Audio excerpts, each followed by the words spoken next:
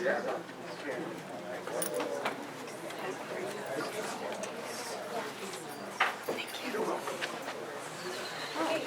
welcome to the Sheboygan Area Schools Board of Education meeting for Monday, February 23rd, 2026. 6:30. Chris? Julie Lohila, Here. Tim Tarjak, Here. Deborah Buhner, Here. Luke Kukuski, Travis Neville, Here. Richard Pilon, Here. Matt Malarchuk, Here. Heather Lake. Please stand for the Pledge of Allegiance.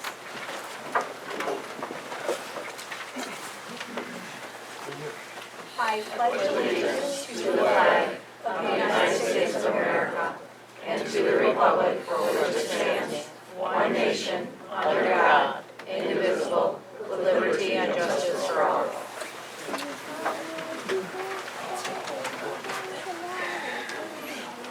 Okay, first of all, we have some amendments to our agenda.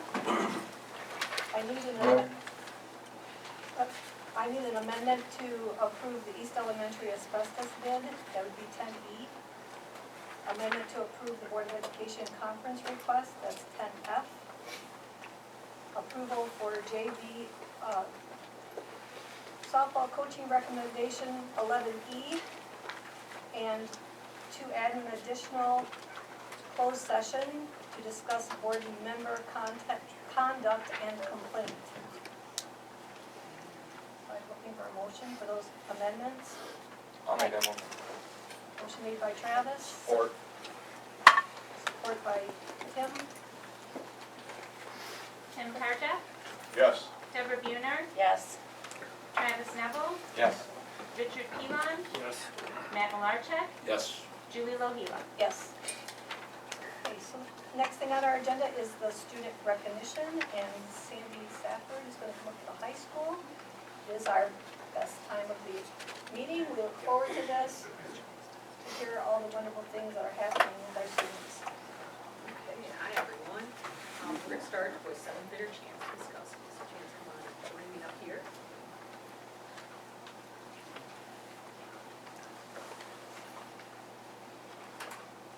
So, I don't personally know Chance, but I know both of his parents very well. One of them I had as a former student. You just need to know that. All right. So, on behalf of Zach Wright, one of our teachers and also one of our wrestling coaches, he is proud to nominate Chance Kuskowski as Student of the Month. Chance is a smart, hardworking, upbeat, and very respectful young man. He's enjoyed having Chance in his leadership and ethics class in the second quarter. He's always friendly, participates, and has a great attitude. Chance is also on the bowling team, the golf team, and makes straight A's in school.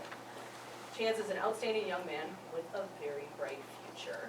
And Mr. Wright says he's looking forward to hearing about the great things that he does in the years to come. Congratulations.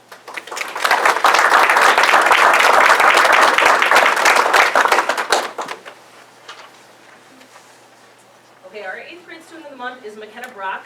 She right now is playing her last basketball game of the season, so she won't be joining us.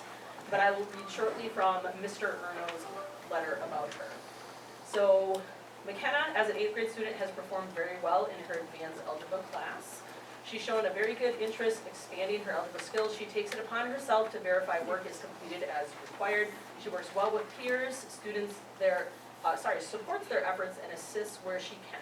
It is therefore with high honor that Mr. Erno selected McKenna Brock as the 8th grade student of the month.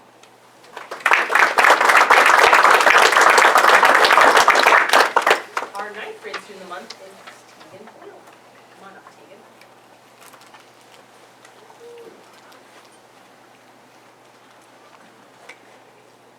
So I don't have Tegan in class either, but I have coached her in the past. So she was nominated by Mr. Yost. And he says that he has had the pleasure of teaching Tegan in his U.S. history course this year. The main reason Mr. Yost nominated Tegan is her work ethic and eagerness to learn. From the beginning of the school year until now, he has seen Tegan grow in her attitudes and abilities. She's the first one to participate in class discussions, lead groups during group projects and ensure everyone becomes involved and pushes to see both sides of an issue. She is polite and kind to everyone she meets and truly makes his job as a teacher easier. Tegan was an obvious choice for Mr. Yost, and he looks forward to seeing her continued growth over the next few years in whatever path she chooses in the future.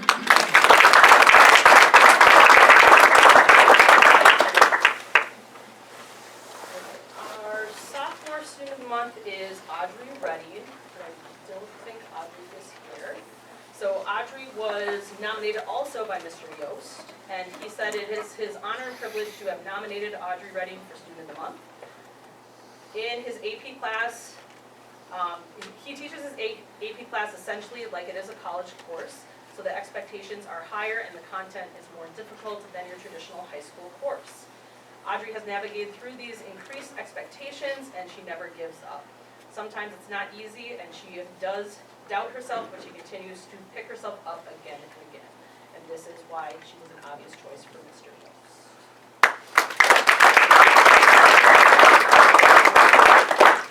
And our junior student of the month is Liam Kiefer.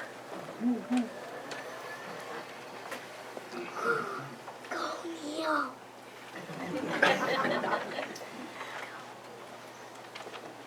Okay, and I did actually nominate Liam for Student of the Month. So I selected Liam as the Student of the Month for his honor, or as an honor in this class because of his outstanding class participation, leadership, and strong academic drive. Liam is one of my students in my advanced junior English class. He consistently pushes himself academically in all of his subjects, and I've observed that he always asks very thoughtful questions and contributes meaningfully to class discussion. Liam works exceptionally well with his classmates, showing respect, cooperation, and a positive attitude. He gives nothing but his best effort in everything he does.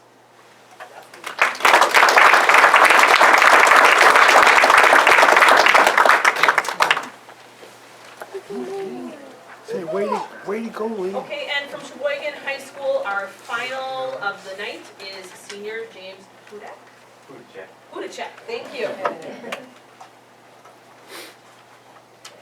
So, James was nominated by Mr. Blaskowski, and he says that he has the pleasure to recognize James Hudacek as the 12th grade student of the month for January. He is in Mr. Blaskowski's second hour woodworking class, and he selected James because he has demonstrated a strong work ethic, responsibility, and a positive attitude in shop. He is a consistent worker and is eager to learn different aspects of the woodworking field.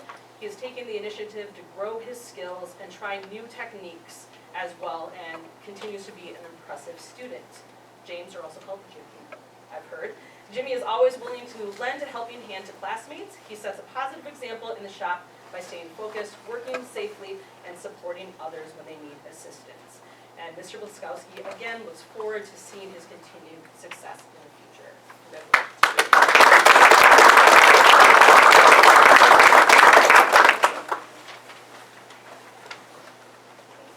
Next we have Nick Kangas to do Inverness Academy. Hello, Nate Kangas, social studies teacher in this academy. We are going to do our student spotlight. We like to call our student spotlight because we like to highlight our students, not just for their academic successes, but also for the success that they're having in overcoming life's challenges. So we do two, one for our in-person students and one for our virtual students. So first we'll start with our in-person. And this is a student that I and all the other teachers know incredibly well. Zane Franca, get up here. So Zane has been with us, this is your third year? Okay, so Zane has been with us for 3 years now. And I won't lie. Okay, so it's been, you know, a little bit of a struggle sometimes. It's been fun though. But it's been fun. But it's been fun. And Zane can sometimes get really into it, get really into the work, and sometimes he's going to goof off. But you know what? I'm always going to come away with a smile on my face when you got Zane in the classroom. So it's been an absolute pleasure to be your teacher. Zane is on track to graduate this year, which is incredible, which is on time for him as well, which is great. And he has been really locking it in this year to make sure that he can graduate. He's been doing an awesome job. And we're so proud of you and how far you've come and everything that you're overcoming, that we're super proud to give you this award.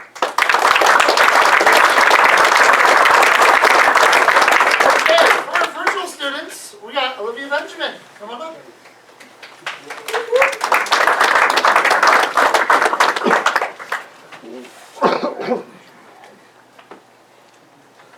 Okay, so Olivia joined us last May, and ever since then, she's been one of our hardest working virtual students. She contacts us pretty much every day. She's always working, and she is going to be graduating this year.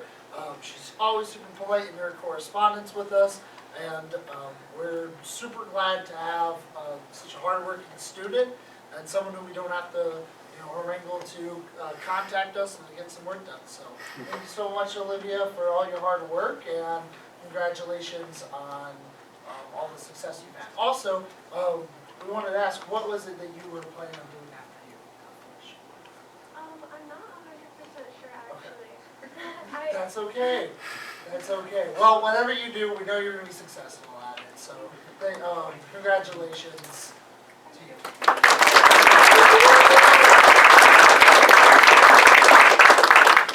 Okay. Thank you. Now, there are lots of people in this room that are here to support these students, and without you, we may not see what we have right now in our students. You are a big part of their development and how they have grown into these wonderful people. So I would like you to stand up so we can give you an applause.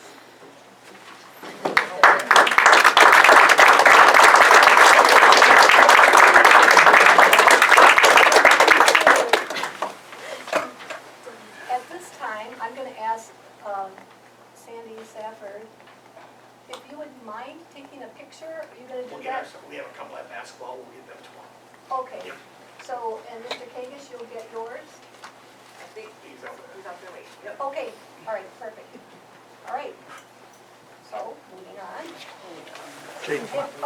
At this point, if you're here for a student month, if you... We're gonna scoop, so you got more chairs. Oh, yeah, we're out too.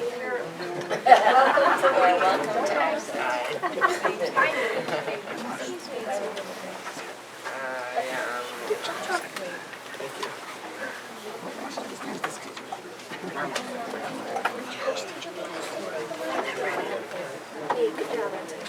Good work. Hi, how are you? Good job, Kristen.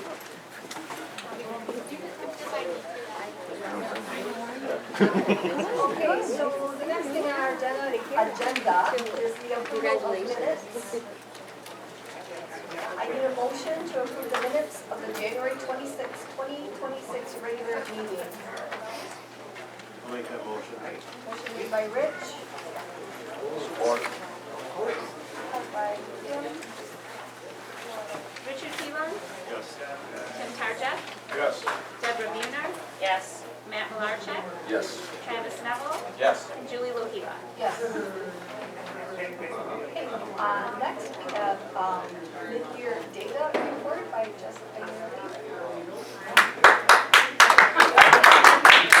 I don't know if we get a round of applause or not. Do what? I said, I will always cheer for you. Thank you, I appreciate that. So we have a couple different times a year that we look at data pretty heavily. At the beginning of the year, we get data when students come into the classes to find out where they are, and then in the middle of the year, we kind of check to see how we're doing, and then at the end of the year, we check again to see how we did on our goals for the year. So our mid-year data just came in. After our last board meeting, we closed the window for NWEA, so that's why we're not getting it until this point in the year. And NWEA specifically is what we're going to talk about tonight. I'll be very brief because I know that you have other things that you need to do. But NWEA is something we use as a benchmarking tool. So at different points in students' education, we want them to be at a certain level. The benchmarking tool tells us if they're meeting that standard or not. So we start with benchmarking.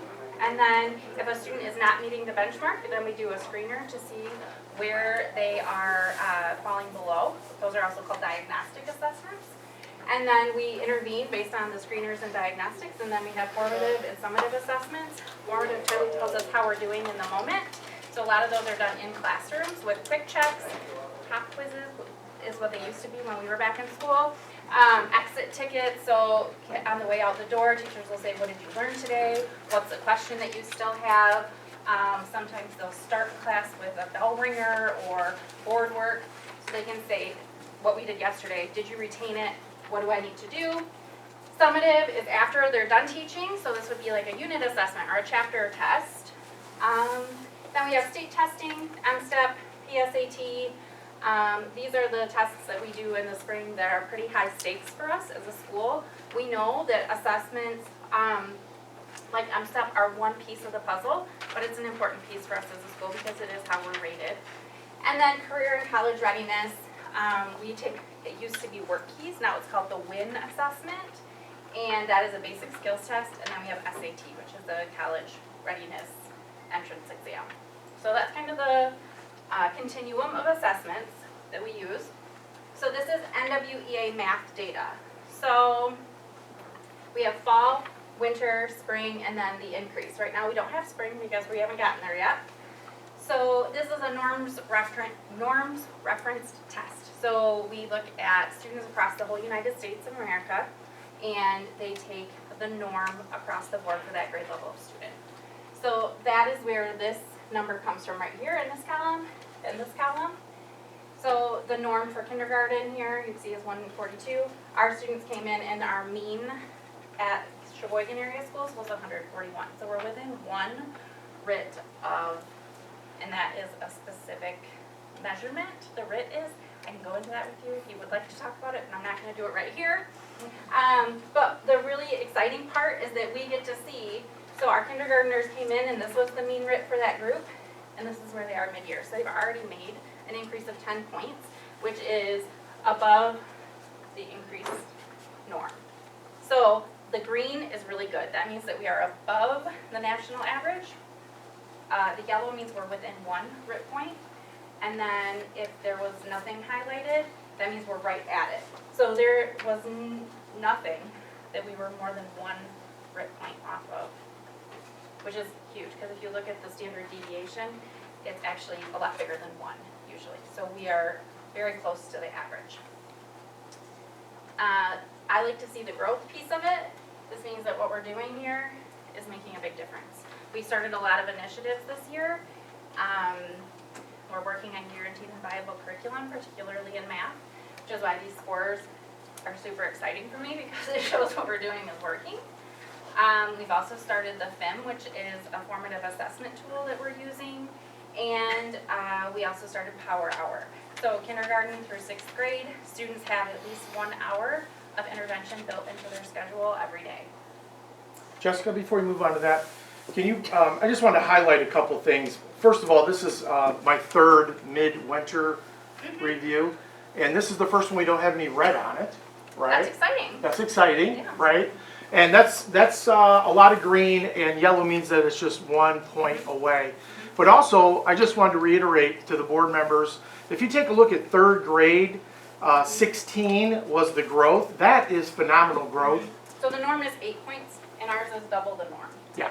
So our mean RIT increase was 16 points. And you can make a lot of assumptions there, but one of the assumptions that's pretty clear to most administrators, including the building administrators over in the corner, is that you've got a really good group of 3rd grade teachers that work really well together. In order to have that type of growth in 1 year and exceed the norm, almost double the norm in growth, is incredible. So kudos to the intermediate building and those teachers in the 3rd grade level. They're really knocking it out of the park. And the other thing that we talked about is that 5th grade did a really, really good job. Some things that people wouldn't know is that 5th grade has the largest amount of students with IEPs. So that's students with accommodations, modifications, and for them to be 1 point away from the norm, that 5th grade group of teachers, once again, credit to those 5th grade teachers and really doing a lot. You can see that their mean RIT score is 9, exceeding the norm that is 5. and having a very, a challenging student population, that's a really great job by the teachers. So congratulations. I just want to pick a couple of things out of there that I thought really stood out. Thank you, Jessica. Yeah, and one of the things instructionally that we've done with K-6 specifically is common formative assessment. So when we're looking at what we're teaching, teachers, no matter which class they're in, they have a common formative assessment, meaning you have maybe 3 math problems, but every teacher is giving the same 3 problems to make sure that every kid in that grade level is understanding the concept. And then their power hour groups are drawn from each class. So kids are working on specific skills, not just for that classroom, but across the whole 3rd grade. So they're really able to target what they need. And are we ready? I'd like to ask you a question real quick, Jessica, put you on the spot. We've been working on, as many of you know, we've been working on our math curriculum for 2 years, going on 3 a little bit, right, with some of the formative assessments. Is it fair to say that some of this progress, seeing so much green, seeing so much growth, is there a correlation between our curriculum work and this, do you assume? I would make that assumption. It is hard to boil it down to one variable because we've had several different variables. I think instructional leadership matters. I think having a guaranteed and viable curriculum matters, and having interventions where students are matters. So you can't really pick one thing, but I would say that it's a strong correlation between having that curriculum work done and having students performing well. Great, thank you. You're welcome. Any questions about math before I move on? Okay. For reading, you're going to see much the same thing.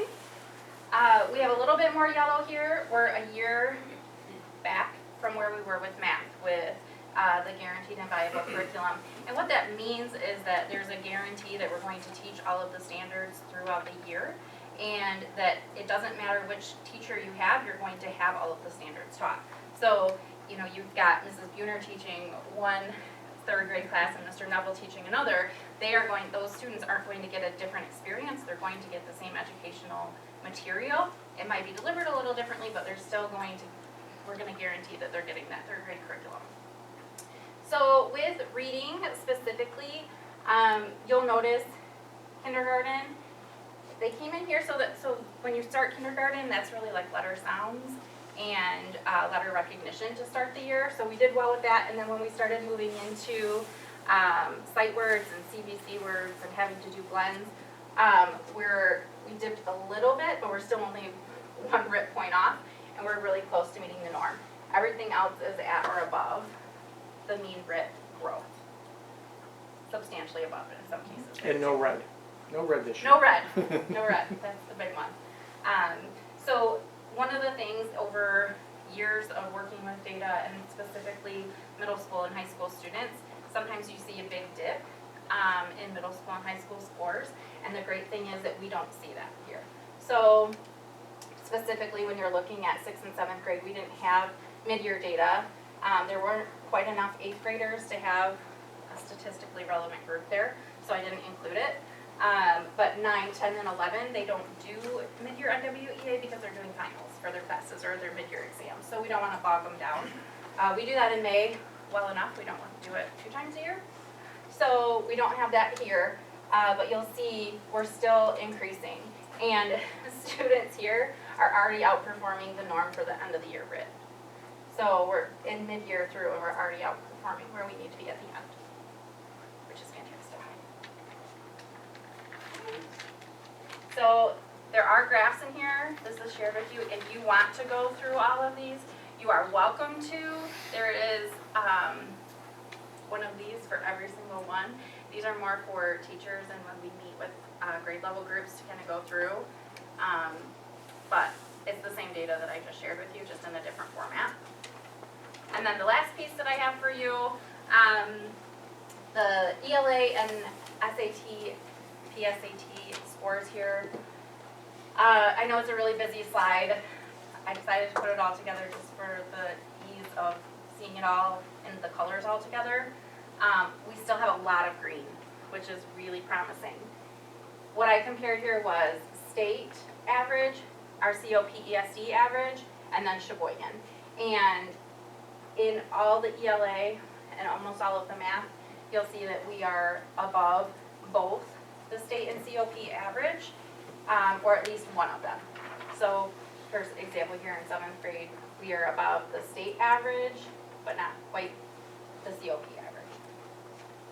So, we're leading in a lot of those areas as well.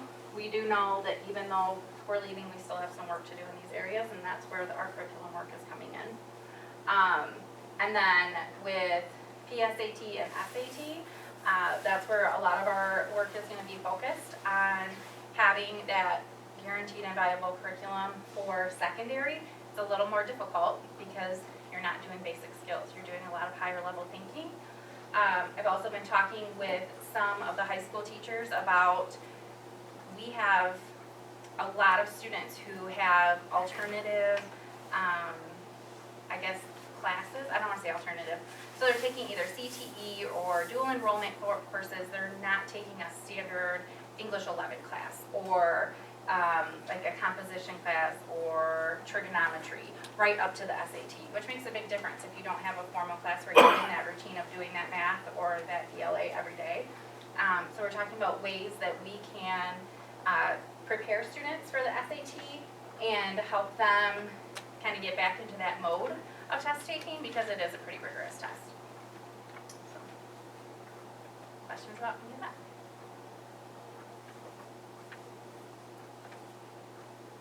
Looks good, thank you, Jessica. That's all I got for you. Good Thank stuff. The next thing on the agenda is the board president's report, and the only thing I have is I just want to remind the board that there is a spring conference coming up, so I'll take a look at that, and if you decide you want to go to something on there, just contact Chris and she'll help you through it. It's in, I believe, Lansing this year, am I right, Rich? Yeah, Lansing, it's May 1st and 2nd, correct? Yeah. Okay, so the next thing on our agenda is the curriculum committee update, which is me. And, oh yeah, Spencer's gonna do yours. I always. Are you trying to skip over me, Julie? Yeah, but you better do it. Yeah, okay. Am I going too long for you? Okay, superintendent report, I have here. Okay, there it is. I think this will work.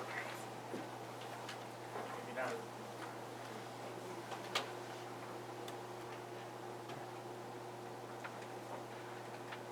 There we go. First thing I want to talk, I like to share some positivity, but I don't know if you guys know this, but Steve Fleming is doing some crazy stuff right now. Steve Fleming is our transportation director and our building and grounds director, very busy man here. But right now, he is actually, I can't remember, this race consists of 158 miles of fat tire biking in the snow.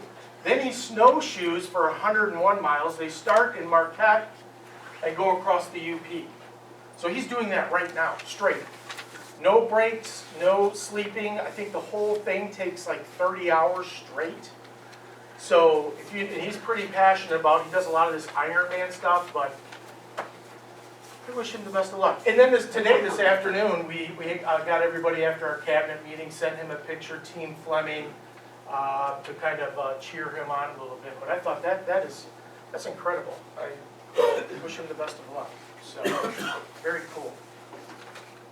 I want to talk real quickly, because sometimes we just look at data, we look at the product, and we don't talk about, well, how did we get to the product? One of the things that all the building administrators and Jessica over there in the corner as our new curriculum director has embraced is the idea of PLCs. And if you're as old as I am, PLCs is not anything new. Richard DeFore in the 1980s, he was the principal of Stevenson High School in Lincolnshire.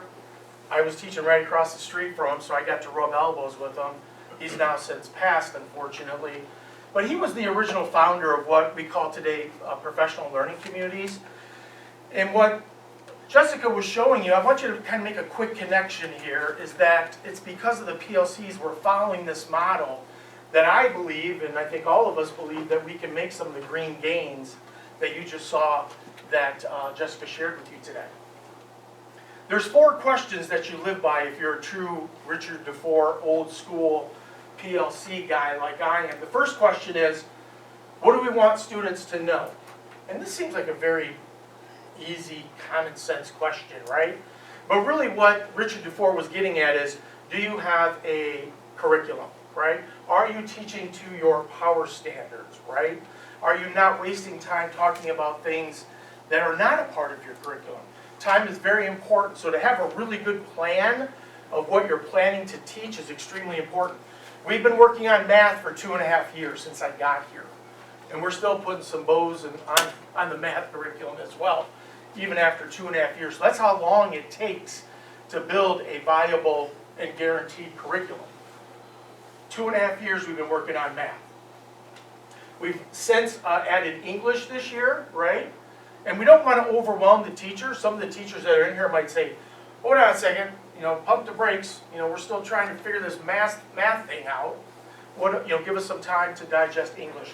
But they've been very good. And when you talk about what Jessica just led to, how will we know if they are learning it? She talked a lot about formative assessments. That's how we know if they're learning it. So we know what we want to teach them. That's the plan. And then throughout the process, we're doing formative assessments, which means we're checking to make sure they're actually learning what we're teaching, right? That's really important. But what is even most important is that we give them time. Right, guys? You sleeping over there, Ben? Okay. So, you've heard me argue for time for 2.5 years. The one thing that teachers don't have enough of is time. We spend our half days, our PD half days. A lot of parents wonder, what the heck are you doing in the afternoons? What we're doing is our teachers are getting together, they're looking at their formative assessments, they're comparing it to their curriculum plan, and they're trying to figure out if they're reaching those goals. Are we teaching what we're planning to teach our kids, right? And then the third question, what will we do if they don't? You've heard a lot of stuff about this thing called MTSS. That's where that comes into play, right? Ben Schley and Jessica are going to create a learning afternoon for us. What's the date, Jessica? March 4th. March 4th. And Jessica and Ben Schley have been really taking a deep dive into MTSS. And what that is, multiple tiered system of support. And what's most important about MTSS is what we refer to as Tier 1 support systems. And that's what they're also doing when they're meeting with those PLC times. They're looking at their formative assessments, but they're also talking as teachers, hey, some of my students aren't learning what I'm trying to teach them. I wonder why, and they need help. If they need help, they go to Tier 1 interventions. So when we talk about, what was that you mentioned, Power Hour? Power Hour. We got Power Hour, what else we got? We got intervention class at the high school. What was the other one that, is that Power Hour at the elementary school as well? Okay. So they call it Power Hour at the intermediate school and Power Hour at the intermediate school too. But now we know what we want to teach. We know if they're learning it or not, and if they're not learning it, then we try to get them help, right? And the first level of help is in the classroom with the regular ed teacher. If that doesn't work, we move on to something called Tier 2. That might be a push-in or a pull-out, trying to work with that student individually on what they're trying to improve on. So that's question 3 of the PLC 4 questions.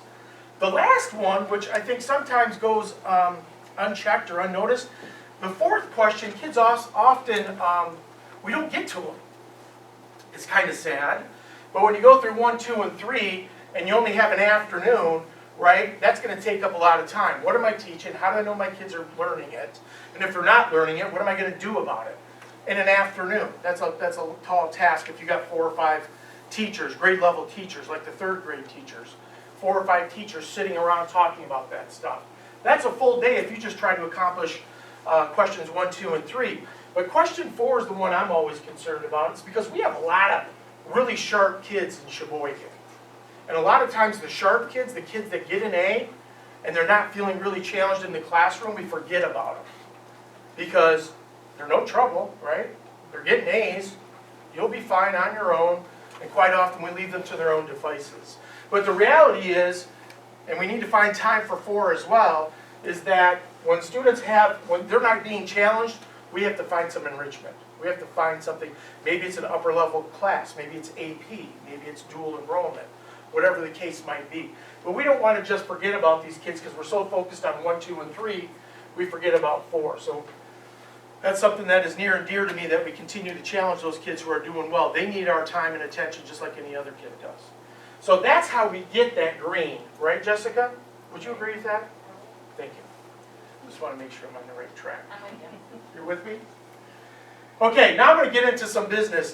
This afternoon, our cabinet meeting, we went over the agenda real quick, and I just want to give you a few things that maybe we can kind of help expedite the meeting here today. But you're going to find, we've been talking about these for a couple of months now. Some of these documents are in their second month, 60 days reviewed. So they are up for approval. You guys as board members have had an opportunity to look at these documents, ask questions, and now we're going to vote on those today, okay, hopefully. Hopefully we get support, hopefully they're pushed forward. But the curriculum guide, I know Marty is very excited about that, right Marty? Overly. Right? Because you can't do what without it? What? Thank you, Jessica. I was trying to, I thought it was a softball I was getting at. No, come on. You take care of your Yeah, you do. So curriculum guide, we got to get that approved tonight because the high school counselors can't start scheduling for next year until you guys approve the curriculum guide. We've been talking about it for 2 months. So hopefully you got all your questions answered. We can get that approved here tonight. AI guide. Thank you, Chris, and all the building principals, but you guys, artificial intelligence, we're one of the few school districts in the northern region that does not have an approved guide yet. And I have to be honest with you, this is a boilerplate, it's a baseline, but at least it's something, okay, because we got to get something. And then, right now, the problem with every school district in the state of Michigan and throughout the country is, how do you stay up with how fast artificial intelligence is growing? And right now, we don't even have a guidebook. So before we can open up AI to our students, we have to approve this guidebook. Then I've challenged each of the building principals, grades 4 through 12, they're going to meet with their grade levels, and they're going to share this guidebook with them. But most importantly, after they share the guidebook, student adult guidebook, there's a waiver form, right? A kind of a sign off. I sat through this training and know everything there is about artificial intelligence now. No. I know enough to open it up. But we can't legally allow our students access to artificial intelligence until we've taken them through this training as a grade, and then that they sign off. And parents also need to be aware that this is going on as well. It's coming, it's passing us by, and we're chasing behind right now. And I know we've been talking about this AI guide for 2 months as well, 60 days, and hopefully we can get that approved here tonight as well. Our new food service director has brought forward a new wellness policy with some edits, some changes, some additions. He's shared that with the cabinet. He shared that with the board meeting several times. It's in your packet. It's all good stuff. I don't need to read it to you, but we've been talking about that for 60 days as well. The Compass MOA, you guys already did action on this a month ago. You already approved Compass to have access to the live version of our videotape to help with safety and supervision with our Compass people, but we didn't put it in writing yet. So Tim suggested this. Thank you, Tim, for suggesting that we need to get that in writing so that it's concrete. And next year what we'll do, I think most of you know this, hopefully, we have an annual agreement with the county because the Compass program rents 2 or 3 of our classrooms every year, depending on need. So we're just going to include this next year, what we're going to add, because the year's already started, it wasn't a part of the original agreement. We're going to add this memorandum of understanding here today. And I think you guys, we beat this up pretty good for the last 60 or 90 days too as well. So I think you got all your questions answered, and I think we can get that approved here tonight as well. And then lastly, our second bond issuance is ready to go out. If you guys remember, last November we got the community supported the passage of our bond. We extended our millage, and that brought $22.5 million in additional revenue to the school district, specifically for what the things on the bond requested. And that biggest one that I know all of us are most concerned about is East Elementary. Right, Deanna? Where you at? Yeah? Okay, thank you. Deanna's very excited about this, by the way. You can tell by the smile on her face. But we're going to start spring break. Because we moved second grade over to the intermediate building last year, if you go into the elementary building, where the second grade classrooms used to be, those, we're gonna be able to get access to them. We're gonna put a wall in the hallway to keep students on one side, but we're gonna have on the other side, that end, we're gonna have access to 6 classrooms, and we're gonna start work this spring break, right? And we got some little things that we're gonna get done, because the goal is this, and I think it's a challenging goal. If we start in spring break on East Elementary and do everything that we wanna do to that building, it's gonna take us at least, if we don't run into any snafus, it's gonna take a year and a half. So that means spring break to summer, all of summer, everything at East Elementary that we used to do in the summer is going where? Deanna? Okay, just checking, making sure you're following along. So that includes kindergarten camp, that includes all the stuff that we used to do at East Elementary. That includes elementary teachers who might want to get into their classroom. Everything is, there's already, I saw that, what the heck was that big machine out front? I don't know, but there's already going to be a lot of stuff going on. So for safety purposes, this summer, everything that we usually did at East Elementary is going to be moved over to the intermediate building. And then we come back to school next year, and we're going to do whatever we can during the school day. Obviously, it's going to slow down. It's going to ramp down significantly. We got students there, we got winter coming. But the next summer, we should be able to finish this project. And if you see the list of things that we're attempting to do in a year and a half, it's a challenging list. And it's going to cost, out of the $22.5 million that we got in bond revenue, 10.5 is going to go directly to East Elementary. So by the time East Elementary is done, it's going to look nice. Deanna's really excited about that, I can tell over there. Also, we've been talking about the emergency operation plan in the student handbook. We're still picking at that. That's not ready for approval, so we're going to push that off maybe another 30 days, if not longer. We want to make sure we get it right before we bring it to the board for approval. So real quick, any questions about any of these? I know, Deborah, you're the chair for the policy committee. You've dealt with a lot of these directly. Did you have any comments that you wanted to add? Just a lot of review, and I think we're taking it very seriously. We want to get it done. We want to get it done right. Right.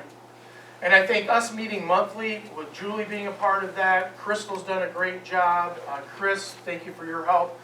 But this is a lot of work here. I mean, it's a lot of work. So, and Deborah, you spearheaded most of that as the chair for the policy committee. I appreciate that. Now, real quickly, moving through, I know Heather's here. She wants to hear about the 27L funds, right? Sure, why not? Heather and I have been talking quite a bit. As you guys know, we've been in a negotiation process with the union. We've had a group of union representatives and a group of negotiation team representatives. We've met several times. This was actually a part of last month's superintendent's report. So I just want to review, not going to read it to you again, but we've done this, right? We've met with the teachers union. We've negotiated how to handle this money that's been provided to us by the state. And we are, just reminder, it's a one-time stipend. Probably never going to happen again. Thank you, state. Thank you, governor. And we went through the governance and compliance piece of this. And we've been talking about this for 2 months as well. But now in your package you have another memorandum of understanding, MOA, MOU, whatever you want to call it. And I think we're ready to approve it today. And some of the stuff that we ironed out between the last meeting and this meeting is that we decided as a group that the part-time employees are also going to get a full stipend. And we talked about what is going to be the gross amount. The gross amount per employee is going to be $800. That's the gross amount. The net amount may be different because it will be, you'll have individual deductions. Some people might want to put in their 403B. Some people may be in a different tax bracket. So the gross amount is going to be the same. The net amount may be a little bit different in folks' paychecks when they get that net amount. But this is nice. This is nice that the state has done this. And I got word from Marlene today. She made it official.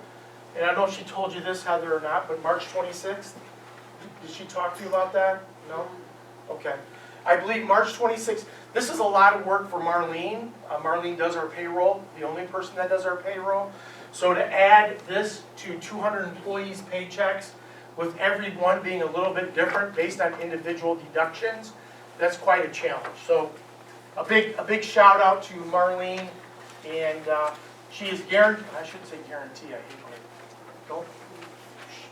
We're trying our very best to make sure that this will end up in the March 26th paycheck for all of our 200 employees that are going to be impacted by this. Also, I've talked with Deanna. I was not going to take a part of this stipend, but I'm eligible, just like all employees are. But what I've decided to do, instead of not take it, I've talked to Deanna. What I'd like to do is donate my whatever's out left after $800 to the East Elementary. They have the March book fair coming up. March is reading month. Thank you. All month. So I've already worked with Deanna. I'd like to donate my portion of my stipend to the East Elementary so that they can go and they can pick out, individual teachers can go and pick out some individual books, whatever they see fit for their particular grade level. So, and then all of this money is also, as we talked about in the past, it's reportable, so it's going to be taxed. It'll be part of teachers' pensions. So for those teachers who are close to retirement, that's a good thing too, because this is extra income that could impact their pension payment moving forward. Any questions about 27L? We've been talking about it for 3 months, so I think we nailed it. And thank you, Heather, and all of the, we also had the union rep for the bus drivers. Rob Duffany was there as well. And then also Chris, the representative for the custodians, was there. So they did a great job in representing their constituents. Just a real quick summary. We got a lot of stuff going on as far as building and grounds. Steve is usually here to talk about building and grounds, but as I told you, he's up in the UP. And he's on a bike right now, or snowshoes. What's snowshoes right now. Is he in snowshoes?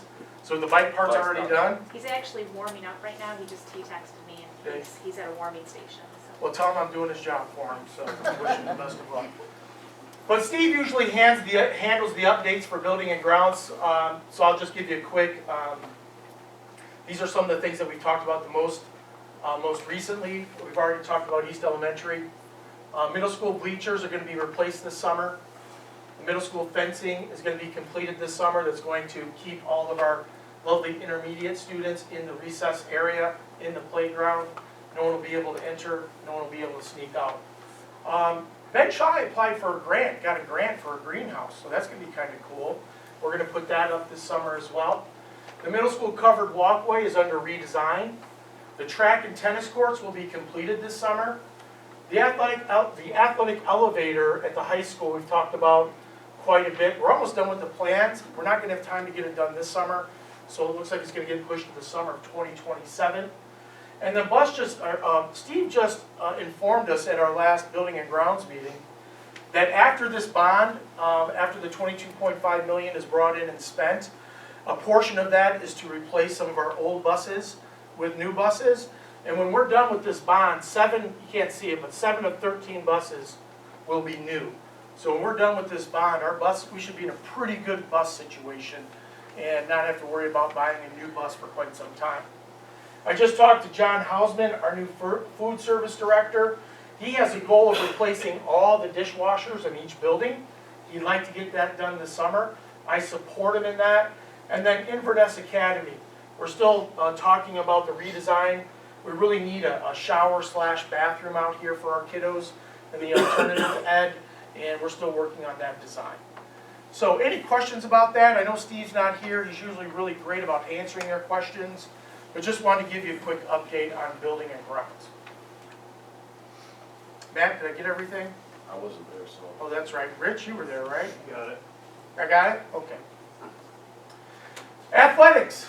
Our athletic committee meeting, Matt, just want to give you a couple updates. We have 2 bowlers, 1 wrestler moving on to individual state competition. Is that correct, Marty? What are those athletes' names? Evan Fredette is our wrestler. Merrick Cripps and Jacob Lisinski for both. And that's individual state competition, correct? Awesome. So congratulations to them. They're making Sheboygan very proud of them. I had an opportunity to go to a couple wrestling meets this year. Didn't get an opportunity to go to any bowling meets, but I heard they were quite a hoot. A lot of fun. Boys basketball, that's a mistake. That should be districts, not regionals. we're hosting districts this year. So right now, there's 2 games going on tonight, if you don't know, at the high school. And then the winner of the Grayling, I think Kingsley, is it Kingsley? Game, they're playing tonight. Whoever wins that game, we will play Wednesday night. So it'll be home. So Monday, 4 teams are playing. Wednesday, we'll play the winner of this game that's going on tonight. And then Friday at 7 p.m. is the championship game. So that's pretty exciting stuff to be able to host a districts at our own home basketball court. I'm very proud of the court. You guys have seen the gym floor, the new bleachers, the new fitness center. We're deserving of hosting the district, so should be a good time. And I think you guys know, our boys basketball team's pretty good, 16-6. So hopefully we're in that finals game on Friday. Head coaches, you're going to be approving 3 head coaches tonight. We have for you Tracy Tamlin, girls head track. Fall cheerleading coach Mariah Myers, who was our winter coach this last winter. And I just learned today, Morgan Brandau is going to be our JV softball coach. We still have 1 spring coach opening that kind of creates anxiety for me because spring is right around the corner. We're still looking for a girls assistant track coach, so if you know any good girls assistant track coaches or assistant track, we still need 1 more to finish. Is that correct, Marty? Yeah. Aren't you a good track coach? Don't you have a track history? Good supporter. Oh, okay. All right. And then due to retirements, just we have these posted. As you guys know, Jason Friday and Tom Markham are retiring. And based on the ORS guidelines, we have to post their positions. They may very well want to come back, and if they do, we will obviously consider them, but they have to be separated. Their employment has to be separated for 30 days. So we have to, teaching, coaching, everything, after 30 days in the summer. If we can find them, they'll probably be on the golf course. I know Jason Friday will be. He'll be tough to find. But if they are interested in returning, we'll definitely be considering that. Also, more retirees tonight. You'll be approving 3 more retirees: Ann Douglas, Richard Waite, Laura Wyman. We're adding them to the list tonight of our 5 that have already put in their paperwork, and they're taking advantage of our early retirement incentive. And if there are, I think there's some teachers out there, I heard somebody just dropped off another retirement letter today. If teachers are close, and we have a lot of teachers that have 30 years or more that are eligible, but if they want to retire this year and take advantage of the early retirement incentive, they have until March 15th. So I would suspect we may get a couple more by March 15th, because that early retirement incentive is pretty nice. If you're gonna retire this year, you want to make sure to take advantage of that, because that's a nice incentive for teachers. And then also, John Hausman is not here, but our food service director just gave us an appreciation dinner for our board members. I'd like to thank those board members that were able to attend. John Hausman and his assistant, I think everything was handmade, right? Is that what he said? It's delicious. Crab cakes and all kinds of good stuff. So last month was appreciation month for board members. John said, hey, I would like to do something for all of you, so he wanted to. That was his idea, not my idea. So John Hausman, our food service director, is the one that wanted to show appreciation for everything that you guys do. So thank you, John Hausman. And then lastly, you guys know, I have a coin. We've been doing the Chiefs coin, right? And it looks something like this. And we've told the story about what the coin is for. And in the last month or 2, we've given 5 people this coin, just as a token of our appreciation for everything that they do. Just real quick, I'd like to remember who those folks are. Rob Duffany was brave enough to allow me to ride on his bus one day, so I thought that was worthy. Judge Visnaw and I presented at the superintendent conference together, and again, he carried me. Judge Visnaw's great. We talked about the Compass program. We have since had a couple calls from people that came to our presentation, are interested in copying our program because they need a program like ours and they don't have one. Julie Lohila, for some reason, signed up for a 2nd year as president. So this is kind of a badge of courage for you. And then Marlene Alexander, and last time, Steve Fleming. He's doing a great job, and again, Steve is gone on his tour today. I would like to add one more person to the list today. Chris Nesbitt, if you would please stand up and come over here, please.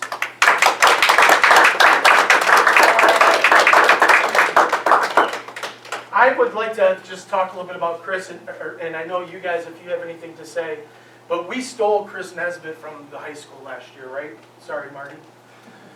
But I will tell you, I've been in this game for 35 years, and we have a really great group of district employees on this side of the building. Crystal does a great job, Marlene, Laura, Jessica. And I gotta tell you, I was a little worried when we talked about bringing Chris over from the high school. First of all, the reason is, the high school, if you've ever been in the high school office, like at 7:30, it's just crazy. It's crazy, they're running around with fire extinguishers, trying to put out fires everywhere. But it's like, I mean, it is really heavy. And here it's a little bit more docile. Every month we gotta prepare. Chris does a wonderful job helping me prepare and get the information to you so that we can look organized in front of all of you. But one thing that I wasn't prepared for, she's really brought, and I think you guys can attest to this because she's also your assistant, but she brings an element of culture and climate. She's really bringing us all together. I mean, at the district level, you get a little jaded after, getting yelled at so much. Sometimes you want to hide in your closet. She pulls us all out. That picture that we took today for Steve Fleming, that was her idea. She made the dang sign. She made the sign. She forced us all out into the hallway. And some of us reluctantly. She's got to twist my arm sometimes.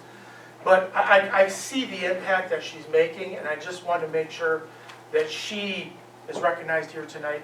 And I think you guys see it, and I know you guys over there see it as well.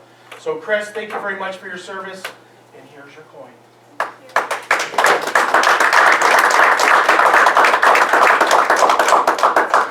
Any questions? I think that does it for me. I'm sorry I went a little bit long, but hopefully this will make some of your decision making a little bit faster when we get to some of these items for approval.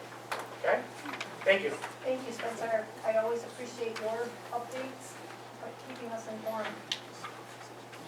Now, the next thing on the agenda is the curriculum committee update. So on February 16th, I think, 17th, last month, we had a curriculum committee meeting. The first thing we talked about was the mid-year data that Jessica put out for everybody to see.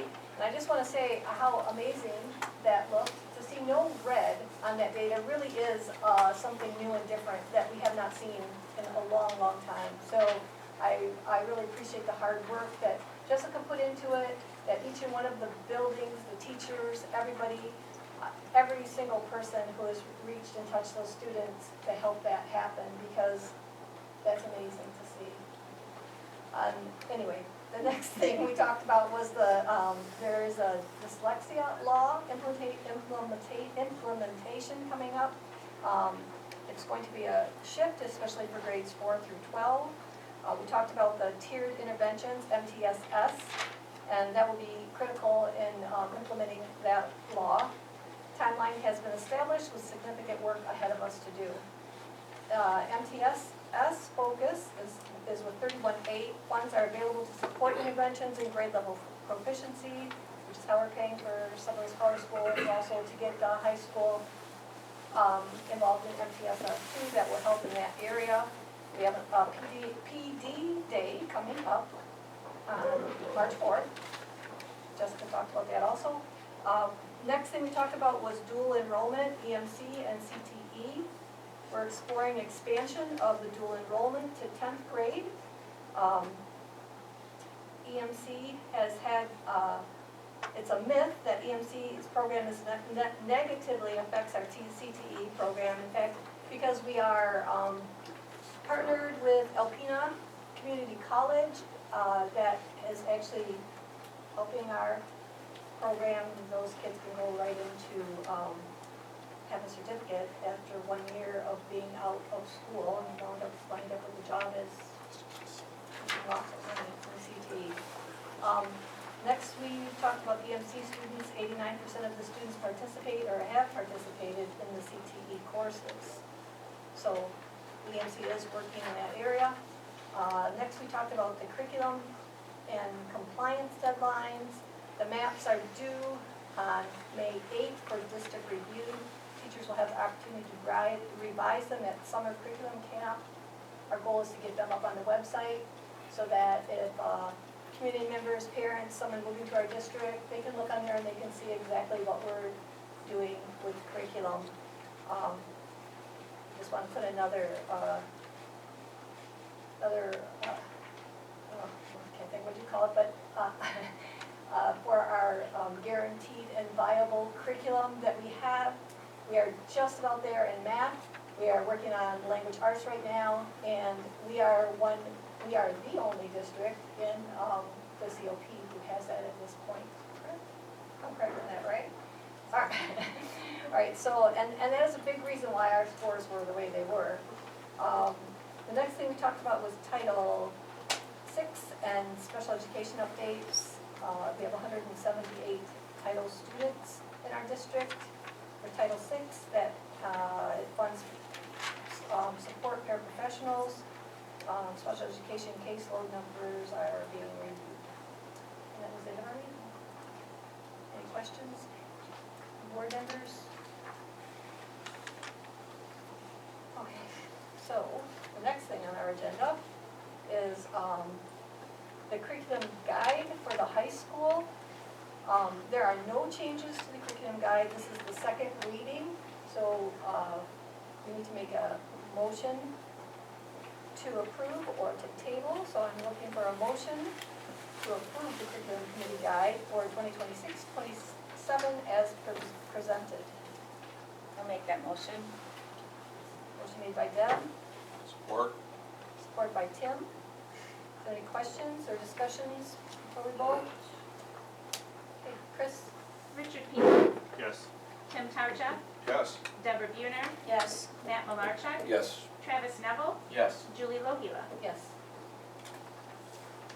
Okay, the next thing on our agenda is the student handbook. It is also a second reading. It is not ready at this point from the discussions that we've had in committees. We would like to table that. So I need a motion to table the student handbook until further notice. I'll make the motion to table the handbook. Support. Motion made by Tim, support by Travis. Chris? Richard Peeland, Yes. Tim Tarja, Yes. Deborah Buhner, Yes. Matt Malarchuk, Yes. Travis Neville, Yes. Julie Lohila. Yes. The next thing on our agenda is the emergency operations procedures. And we would also like to table that. We do have one in place right now. It expires at the end of the school year, so we have until then to get it done. We want to make sure we get it right. So right now we need to table that. So I need a motion to table the emergency operations procedures handbook. I'll Make make the that motion to table the EOP. Motion made by Tim, support by Support. Deb. Richard Peeland, Yes. Tim Tarja, Yes. Deborah Buhner, Yes. Matt Malarchuk, Yes. Travis Neville, Yes. Julie Lohila. Yes. Okay, the next thing on our agenda is the AI guide. This is the second reading of this. Board members have had 2 months to take a look at that. Any questions or discussion about it? Have all the building principals signed off on it? Because I noticed that the committee didn't involve anyone from the high school.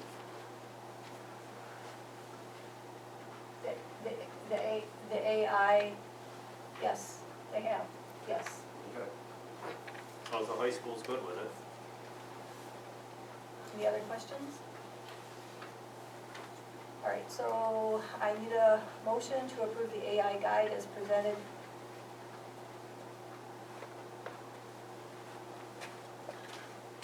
I'll make that motion. Motion made by Tim, Second? supported by Rich. Richard Peeland, Tim Tarja, Yes. Deborah Buhner, Yes. Matt Malarchuk, Yes. Travis Neville, Yes. Julie Lohiba. Yes. Okay, the next thing on our agenda is the acceptance of retirements. We have 3 teachers who are retiring. Ann Douglas, who is at the intermediate school, Laura Wyman from the intermediate school, and Richard Waite from the high school. Together, they are many, many years of teaching experience in our district. They will become missed. But we have to let them go, we can't say no probably. So I need a motion to accept with regrets the notice of retirement of Ann Douglas, intermediate school teacher, Laura Wyman, intermediate school teacher, and Richard Waite, high school teacher, at the end of the 2025-2026 school year. I'll make that motion. Motion made by Travis, Support. support by Tim. Any discussion? Chris? Richard Pilon, Yes. Tim Tarchuk, Yes. Deborah Buhner, Yes. Matt Malarchuk, Yes. Travis Neville, Yes. Julie Lohiba. Yes. Next thing on our agenda is stable finances. And we have an update from Rich, I believe. Yep. Yes, Rich is gonna do it. We had a meeting on February 17th that started at 10 a.m. and drove out all the way to 11:30 a.m. Thank you, Spencer. But the biggest thing was the Site Logic update.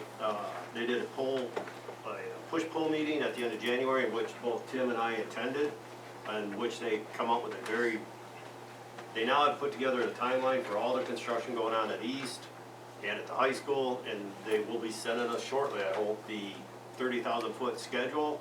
Not all the individual steps in each one, but the major ones. The biggest thing that we discussed was the abatement of the asbestos at East over spring break. That bid was open Friday. It was open Friday, I guess we're supposed to try to approve it tonight, but that took up a lot of the meeting. By the abatement starting over spring break, that will keep us on schedule. I don't know if anyone's been by East Side lately, but there is a huge excavator parked in the front yard now. People will start staging equipment and staging materials behind fences, so they are ready to get going. We're going to try and keep the parent pickup at the south parking lot not interrupted. There will be, I guess it's not, the whole parking lot isn't used that much, so we may fence off part of it for storage. And the biggest thing also over spring break is we have to get rid of all of the, restore all of the library books that are in the library at the east into a temporary storage area. We did get to meet with the Nate Sheridan, who's the project superintendent, who will actually be the guy here in Sheboygan on the construction site. The timeline will be given to us. We went through the elevator. I think they're gonna push it to try, they may be able to try and get the foundations for the elevator put in this fall, but the elevator won't be done until 2027. The amended budget, there's delays in our federal resources coming in, so we won't be doing an amended budget until the March meeting. Spencer already talked about the 27 LA fund. We talked about the culinary position. Sounds like it's gonna be internal, which is good. We also had some other savings on the 31A funds, so big discussion on that. The exterior design, big discussion about trying to get all 3 buildings, East, CIS, and high school, to kind of match. So they're talking about how to bid that out. Some of it is just really just gonna be sandblasting and painting. The buses, a special ed bus and a normal bus were already ordered. They'll be delivered in August of this year. And then they should be able to get another special ed bus and another general bus next year. And then, like Spencer said, our bus fleet will be pretty well up to date. Some of the other things we talked about were there's some safety issues in the bus garage that we're gonna try and get squared away and fixed. And that's really about it. I already mentioned the bleachers, stuff like that, so I think that's about it. 11:33. questions for Rich? All right, the next thing on our agenda is the payment of bills. I need a motion to acknowledge the payment of the regular and bond invoices in the amount of $513,066.51.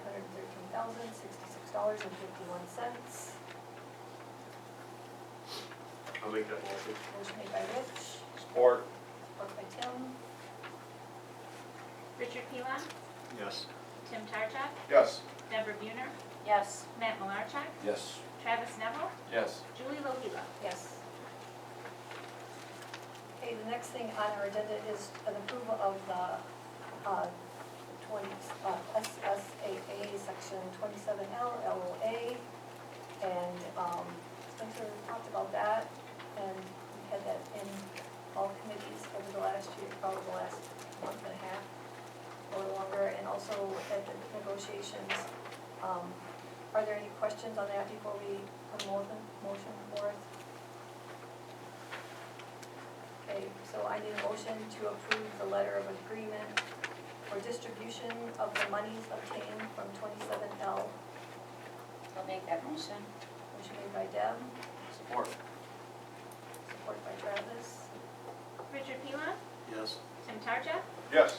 Deborah Buhner, Yes. Matt Malarchuk, Yes. Travis Neville, Yes. Julie Lohila. Yes. Okay, the next thing on our agenda is approval of a resolution authorizing the second bond issuance, insurance, sorry. I need a motion to approve the resolution authorizing the second insurance of bond monies. I'll make a motion to approve the resolution authorizing the second issuance of bond monies. Support? Support. Support by Rich. Motion made by Tim, support by Rich. Any Richard questions? Pilon, Sorry, Chris. Go ahead, Chris. Richard Pilon, Yes. Tim Tarchak, Yes. Deborah Buhner, Yes. Matt Malarchuk, Yes. Travis Neville, Yes. Julie Lohila. Yes. Okay, the next thing on our agenda is strong communications with the policy committee update from Deb. Do you want to take care of ENF here? Oh, tell me if I'm not on my thing. Because you told her she didn't want him again. Thank you. You're welcome. All right, so actually, you know what? We are trying to become less paper, because we waste a lot of paper. So I am trying, in my old age, to use the computer. So there-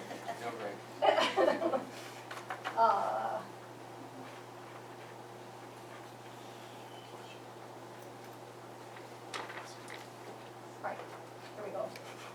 All right, so the next thing on our agenda, which we added, 11B, is the approval of East Elementary asbestos removal bid tab. I need a motion to approve the East Elementary asbestos removal bid submitted by Quality Environmental Services LLC in the amount of $95,000. I'll make that motion. Motion made by Travis, Support. support by Tim. Any questions about that? Discussion? Chris? Richard Pilon, Yes. Tim Tarchak, Yes. Deborah Buhner, Yes. Matt Malarchuk, Yes. Travis Neville, Yes. Julie Lohila. Yes. Okay, the next thing on the agenda is approval of the board member conference request. Tim has made a request to go to a conference, MASB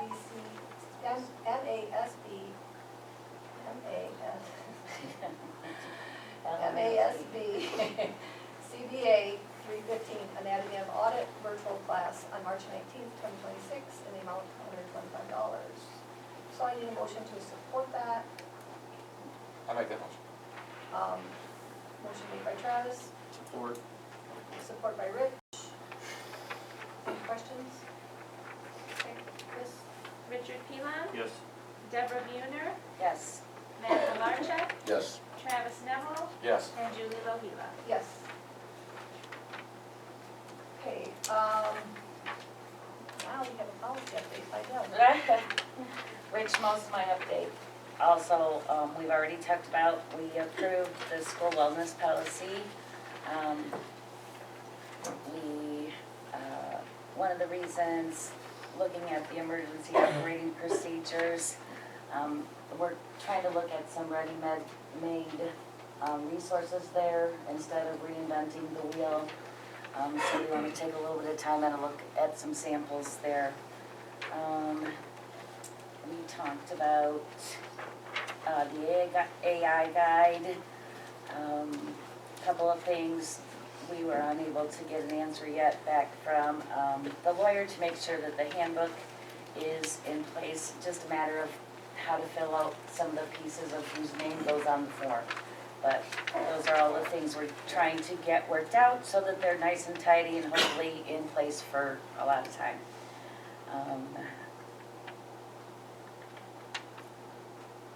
We are going to meet again on March 17th. Perfect. Any questions for them?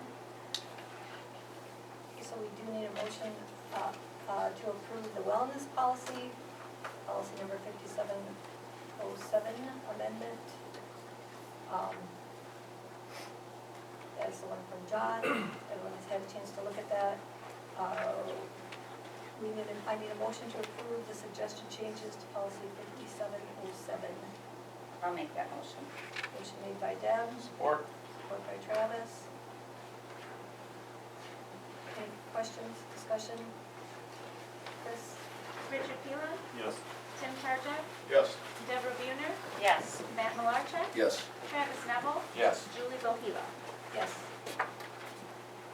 Okay, the next thing on the agenda is approval of Sheboygan County Probate Court Compass MOA.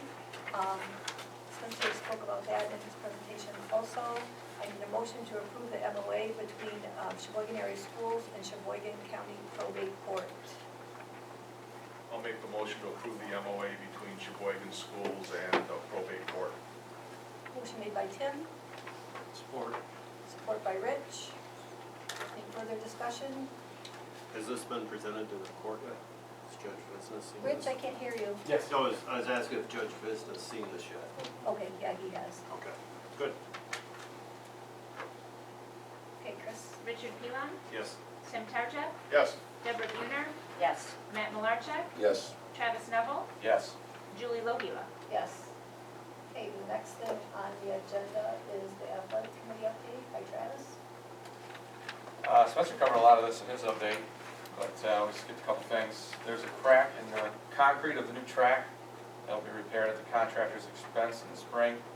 In the springtime, we'll be able to use it for training, but not meets. So it won't have that hard rubber coating on top. It will be striped though, so we'll be able to practice out there, just no spikes. Staffing update, the AD, AP, which is Athletic Director, Assistant Principal hiring process is underway. Got some good resumes coming in, excited about that.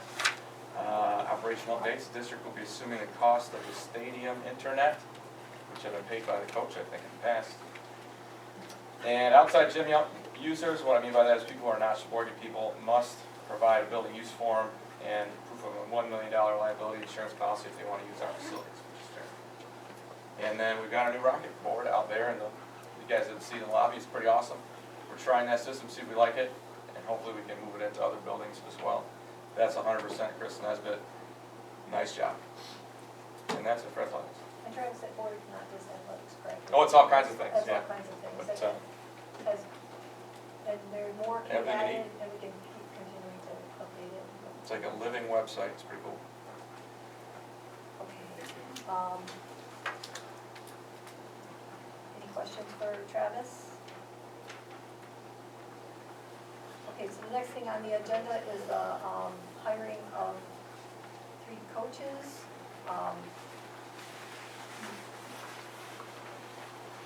I need a motion to approve the hiring of Tracy Tamlin as the girls varsity coach for the spring 2026 season. That's not right, hold on. Yes, that is right. Something is missing out here. Girls varsity. Girls varsity.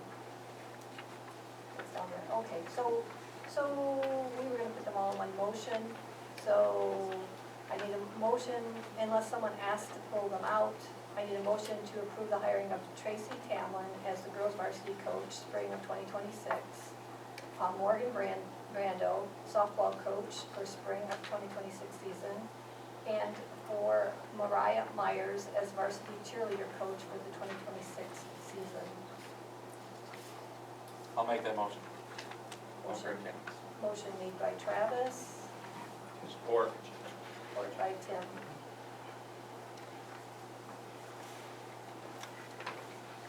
Okay, so,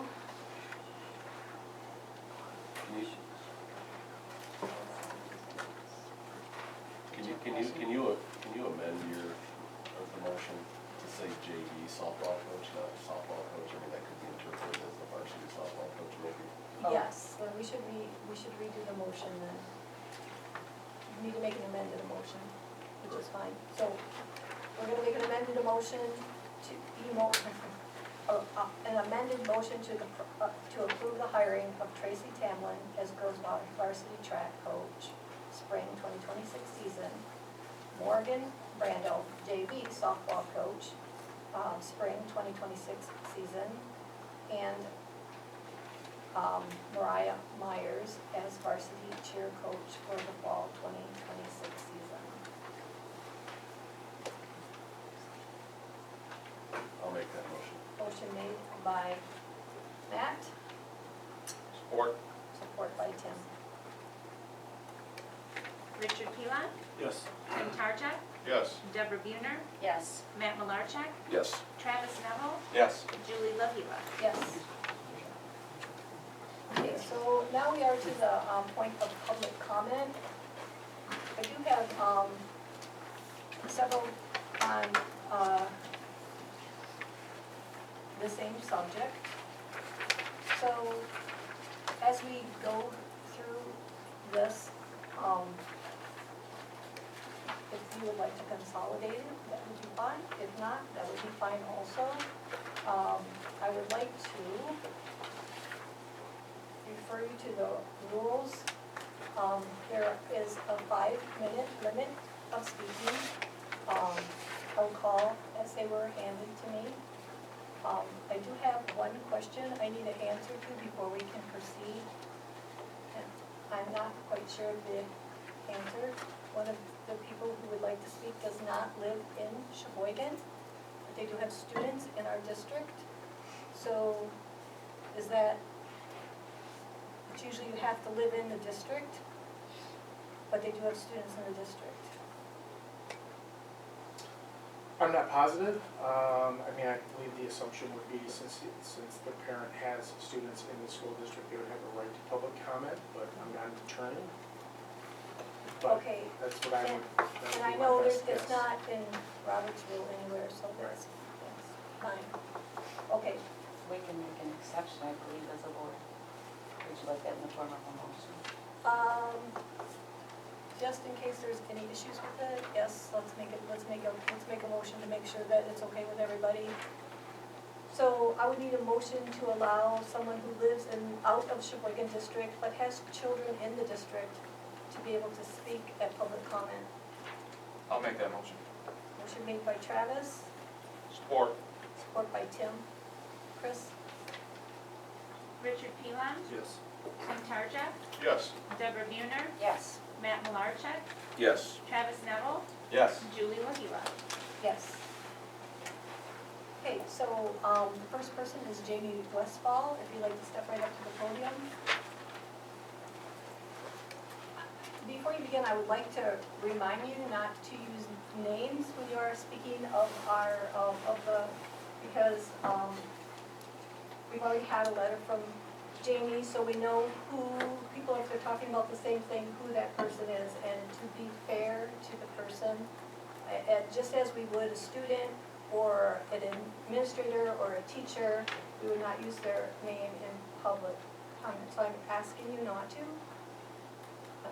Can't enforce that. Am but I'm I asking you not to. okay to use your name and Spencer's name in Yes, relation to yes, our meeting? definitely. Okay, yes. great. So, by now, you've all received a copy of my letter of complaint against a member of this Board of Education. And I would like to reiterate reiterate to this board that I've never met the individual, and I don't know any of you, other than what little I found on the internet. And since we've never met formally, I wanted to introduce myself so that you could put a face with a name. Hi. Though we've never spoken, I knew my concerns were received by this board because the board member that I implicated in that letter immediately went onto his social media and wrote this. Dear haters, this is the final word. Even if every one of her claims were accurate, nothing described would constitute a breach of any law or governing guideline. Pursuing an investigation would only squander public resources. Suck it. You know who you are. Poop emoji. The timestamp was February 19th at 5:54 p.m. And I do have that screenshot and see. His next post, a reshared post, said that. Mr. Peeler, are you paying attention? Yep. I'm Excuse trying me, to we see. cannot have, people in the audience speaking out during public comment or at any time. That is our board policy, that is what we go by. The board's allowed We do to not- ignore the We speaker. do not shout out, we do not talk, we are listening He's to not. her. That's like Okay. complete I disrespect. got everything electronically. It's okay. You I'm should okay still with it. listen to I'm the not- speaker. I know he's listening. I'm not, don't worry. So, I do have that screenshot saved, and his next post was a reshared post, and it said, "The beauty of a man is this. The same hands that would cradle his newborn are the same hands that would destroy anything that threatens him." Then, an AI-generated picture of Vladimir Putin holding a copy of his book, Reviving Masculinity, and then a ChatGPT-generated image that he apparently made, which said, "Feminism is ugly, anti-life, anti-family, anti-truth." He generated that image several times with a blue-haired woman eating a plate of food and pills, and then again only where she's the same except obese. And then he generated at least 5 of these images within that 24-hour period with subtle variations. So with all that, the next day, Friday at 4 p.m., I met as scheduled with the board president and the superintendent. I invited my father with me, and he is also concerned about this individual's social media content. My father is a resident of this district. He cares deeply about me and my children. His only 2 grandchildren attend Sheboygan area schools. His concerns matter. I knew that either the superintendent or school board president or administrative assistant in the building shared the details of that meeting directly with the implicated board member because on Saturday at 1:30 p.m., after our meeting, he posted this. Tips for professional meetings. Fact check your facts. Don't cry. The word triggered is weakness. Read the material you're discussing. Don't bring a parent. For clarification, I've included audio recording of that meeting in the drive with the sources in case it has not been shared with you.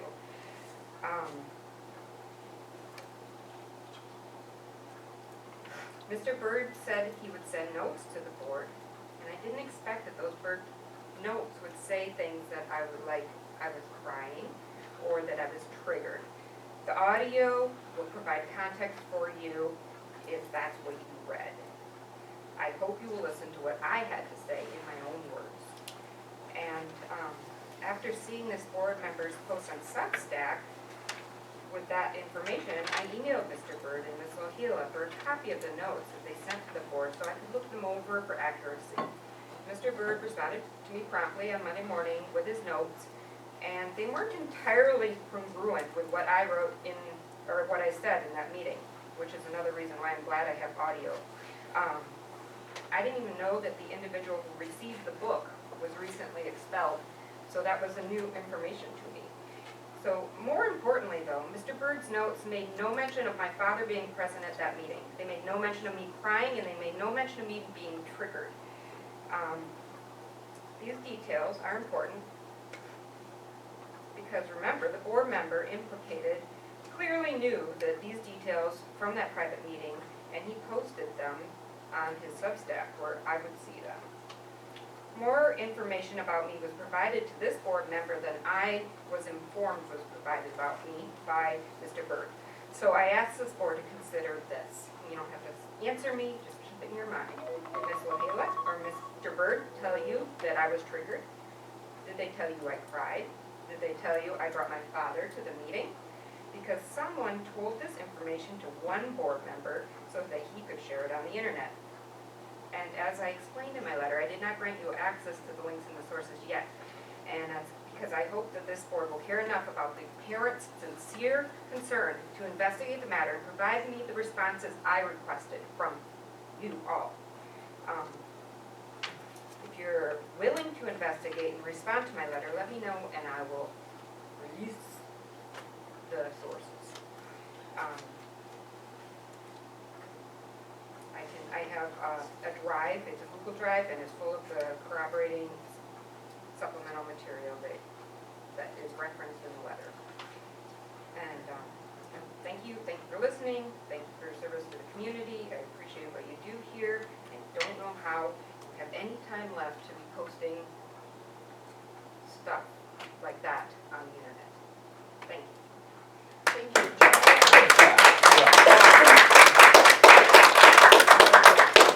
Crying's okay. Good job. Well said. If there are outbursts, I'm just gonna say this right now, if there are outbursts, I will be asking you to leave, and if necessary, we will have you escorted out, because we cannot have we cannot have outbursts, because it interferes with what we're doing. I'm sorry. I had an But- outburst. but- He wasn't even, he was But right now, texting you're, on his phone. right now, Very disrespectful. right now you're having them also. So this is, you cannot speak, that's the way this board is. You cannot speak to the board. We will speak to people at public comment. They can come up here, they can speak. That keeps our meeting orderly. That gives us a chance to do our job so that we can do our job. And if at the very beginning of this meeting, if you noticed, we do take it serious, and we have already planned a closed session to talk about public comment tonight. So, just so you know, that has already been happening, we do take it seriously, and anything that is brought to the board, we do discuss as a board. We can only discuss as a board when the 7 of us are together. That is there has to be 4, there has to be a quorum. That is the only time we can discuss anything as a board. So we have rules we have to follow. One of the rules is to keep an orderly meeting. It's no disrespect to you, and I hope that you will not disrespect our board. The next person is Eric Hall.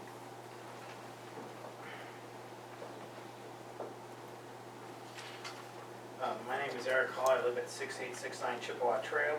I have a daughter in 9th grade and a son that's in 11th grade here in Sheboygan. After the assassination of Charlie Kirk, districts across the country dismissed school employees, district personnel, and even board members for negative comments made on their private social media accounts, and rightfully so. As a former teacher, I understand that school employees are held to a higher standard than most professions. The same expectation applies to board members, whose responsibility it is to ensure that all students are represented and valued equally. Unfortunately, that standard is not always upheld.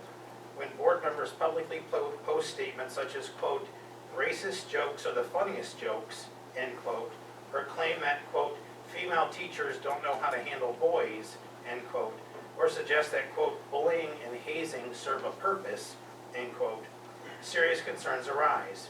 Even more troubling are comments like, quote, there are not many marriageable women anymore. About 0.5% of U.S. women between the ages of 15 and 49 meet all 6 criteria: fertile, not obese, unmarried, not vaccinated for COVID, not on SSRIs, and not on hormonal birth control, end quote. I will not even begin to unpack the implications of that statement, as I have a 15-year-old daughter and certainly don't think she's marriageable because she's 15. What I will point to are the facts. In this district, 49% of the students are female. Approximately 12% of students in this district are minorities. 49% of the district's staff are female. 69% of the district's teaching staff are female. These are not abstract numbers. They represent real people who deserve respect from those entrusted with leadership. A board's code of ethics may limit available actions, but it does provide options. A board member can be censured or removed from committee assignments. If this board truly believes that all students have value, then stepping down would be appropriate course of action for this one particular board member. If the board chooses to do nothing, however, it risks appearing complacent and by extension supportive of these statements. As a board, you have an option to do better, to protect, represent, and respect every student and staff member in this district. I have been an employee for 25 years in this district. I love Sheboygan. I love the staff here. I love the students here. This is unacceptable. Thank you, Eric.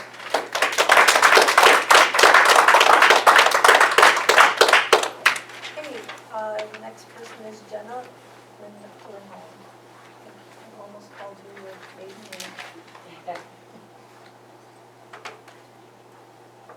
My name is Jenna Lindholm, and I am a mother of 4 children in this district, all in the elementary and intermediate school right now. I'm here tonight to call for the resignation of a board member, and if he will not resign, I call for this board to remove him. Let me start with a simple question. When you appointed the board member, did anyone on this board perform a basic Google search? Because I did. It took minutes. A simple search would have revealed that the board member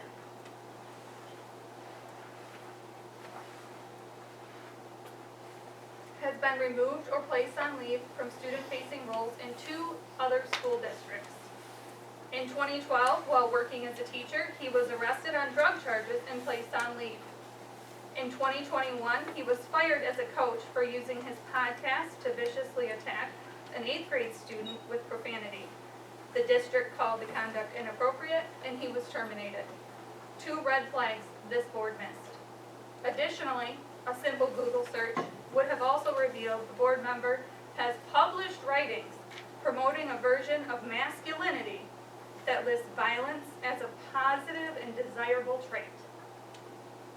He has suggested that women are illogical and promotes misogynistic views. You appointed someone who was deemed unfit to work with students by the judgment of 2 separate districts. If you knew and you appointed him, then your judgment should be called into question. If you didn't know, your negligence should be called into question. If what you know now doesn't move you to take action to remove the board member, then your seat on this board will be called into question. Thank you.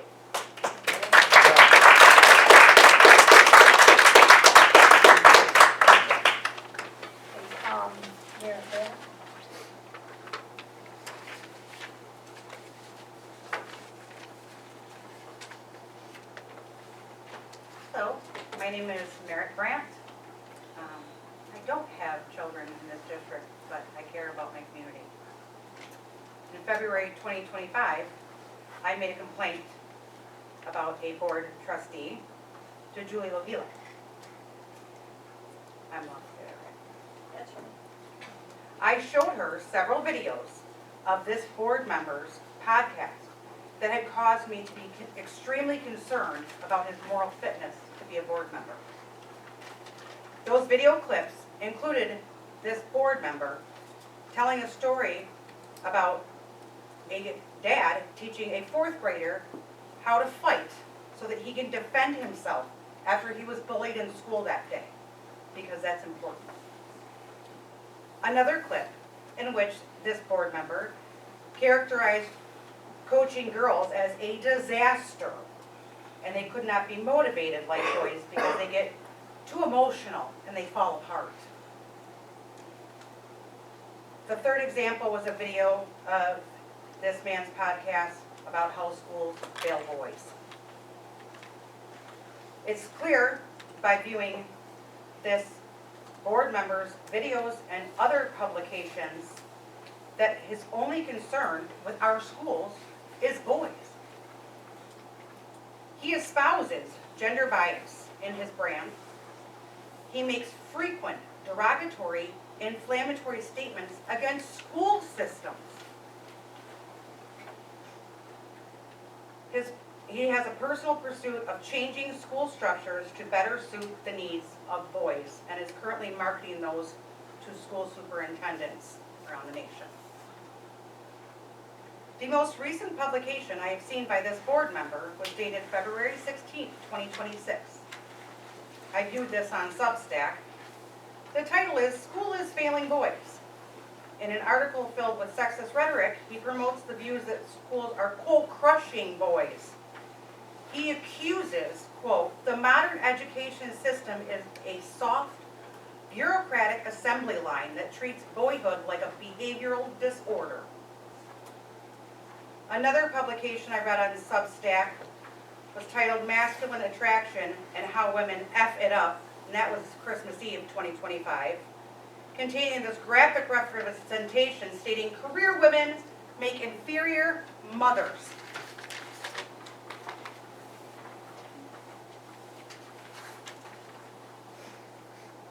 His public statements show a consistent pattern of gender-based discrimination. He has an exclusive focus on males while diminishing girls, women, and public education and its structure. Our school system deserves fair and equitable representation, regardless of gender. This board member's entire brand and his beliefs do not allow for that. His brand is built around one-sided ideals and masculinity. I respectfully request this board to conduct a full and complete investigation and take the necessary steps to censure and remove this board member from his current trustee position. I have included for you a printed complaint and materials, and if you need to see the videos, I could forward them to any board member or airdrop them.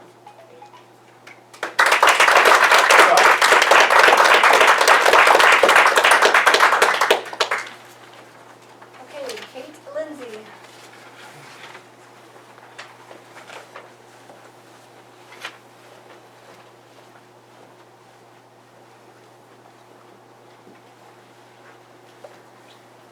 Please consider this as part of my formal complaint. I'll be giving in paper when finished. I'm a local community leader. My name is Kate Lindsay. I live in Sheboygan. I'm president of a local organization here in town called Straits Area for Fairness and Equality, or SAFE. I also happen to be a godmother of a child who just graduated early in December due to ongoing sexual harassment and bullying in high school. I originally wrote a complaint in May of 2025 and submitted it at the school board meeting. I handed it to a woman whose name I didn't get, and I never heard from anyone ever again, so I don't know if it was lost or disappeared. But I've amended it here to reflect the current situation as she's now out of school. But it's through that situation that I learned about the board member, through which I'm going to be discussing. How do we represent Sheboygan area schools to the rest of the state and to the rest of the country? Who becomes the face and the voice of the school board and the mouthpiece through which the opinions of the board are shared? It appears as though one board member has become the loudest mouthpiece through which the opinions of the board are shared. And it ultimately appears as though these shared opinions, at the very least, are beloved or favored by the board, because it seems as though everyone has gotten behind. I've heard that other people have filed complaints or brought complaints to the board and that they've disappeared as well, but I am just a little concerned because I've read the post on this board member's site that say that they are in contact for the past 4 years, quote, this is a quote, for the past 4 years I've been emailing superintendents all over the Midwest with tips and tricks. So this board member, they are trying to share their brand of masculinity, and they are doing so in a way that is letting people know that this particular brand is marketed him, and he is an expert. His expertise is that he is a school board member and a coach. Therefore, school board and the coaching position give him legitimacy and expertise, and he can sell and market his ideas and his books. Does the school board want to be known as the board whose mouthpiece promotes misogyny? This is another quote. Ladies, for the last time, neither your career, money, nor your education makes you more attractive to any man worth a shit. Stay fit, keep your hair long, quit the tattoos, and dump the feminism. By the way, I'm a proud feminist. A feminist is merely someone with the radical belief that women are people too, who deserve equal rights, equal pay, and an equal say in relationship and in life. Please bring me that Diet Coke. And who should be allowed to decide whether and when to have a career or a family, and those choices should be made with their input, or they should be their sole decisions. Apparently, feminism is the bane of this particular board member's existence, as they often boast about it, as though the notion that women are people too is the worst thought that anyone ever had. I asked the board to consider their own code of ethics and whether or not the board member may have betrayed this.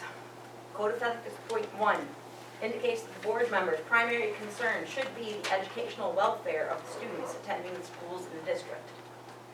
When a board member says that school is not for boys, I doubt they're putting the educational welfare of boys to the highest level of priorities. When they reposted, quote, college was a disaster for femininity, with a bullseye emoji, were they thinking about the educational welfare of the girls in the district? Code of Ethics in point 6 asks that the board member, quote, render all decisions based on the objective evaluation of all available information, exercising independent judgment. Indeed, it expects that board members come to the board with a fairly average set of values, mostly middle-of-the-road values. We all tend to share, within a certain spectrum, neither extreme on one or the other. Can a board member with extremely misogynist views, misogynist unless you fill his ideal version of what he believes a woman ought to be, seen but not heard, paid less than men, or ideally not working, fit and not fat, who believes that feminism is death? This is all on a Substack. Excuse me, but your Yes. 5 minutes are. Okay. Well, he is in violation of Code of Ethics, sections 1, 6, 7, 10, and 14. And the big one, that's number 14. He is utilizing his role as a school board member. Okay, thank you. Okay. You got it. The next- All right. Well, that's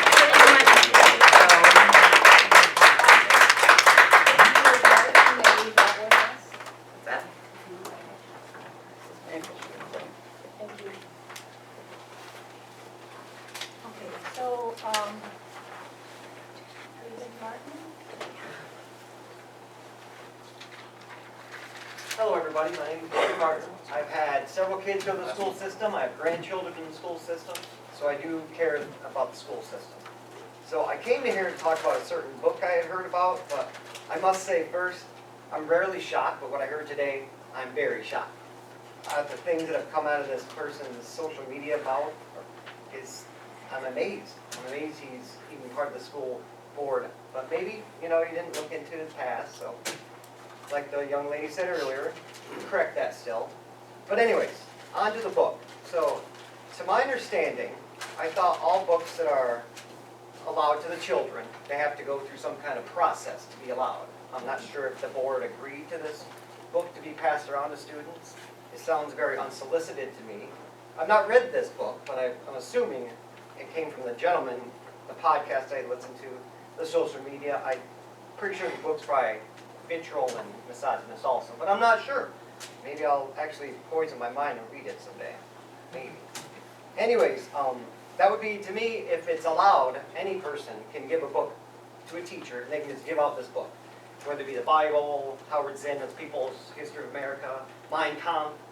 I'm assuming we wouldn't want that. So, back to the book, I think you should all maybe look at this book.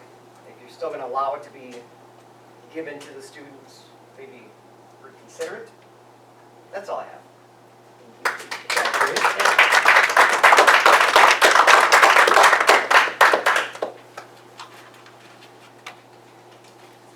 Okay, so the board, their policy is to not comment during public comment. But we do take you seriously. We are meeting in closed session. We are doing 2 closed sessions. The first closed session we are going to do with